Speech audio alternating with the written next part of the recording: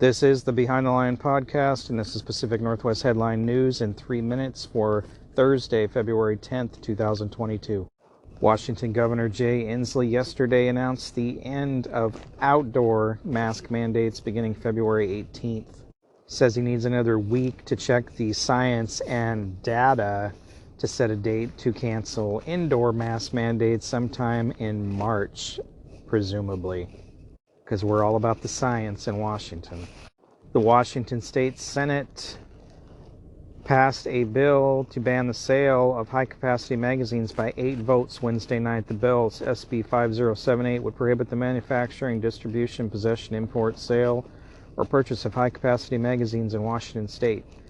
They define high capacity to accept more than 17 rounds of ammunition or any conversion kit, part, or combination of parts that can be assembled to allow someone to carry more than 17 rounds.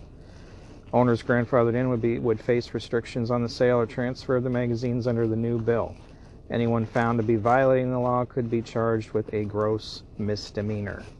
Washington Democrats have proposed an export fuel tax which would affect drivers in Oregon, Idaho, and Alaska.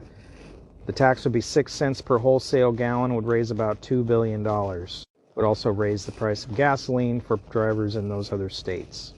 Oregon, Alaska, and Idaho get the majority of their fuel from Washington State. Oregon Democrat James Manning has proposed Bill 1565, which would require all Oregon businesses to accept cash as payment, not just cards. It makes perfect sense. It's the way we've always done it, he says. It stems from an incident where he attempted to get some fast food and didn't have any card on him and had cash only. They would not accept his payment. I thought we were trying to move away from cash.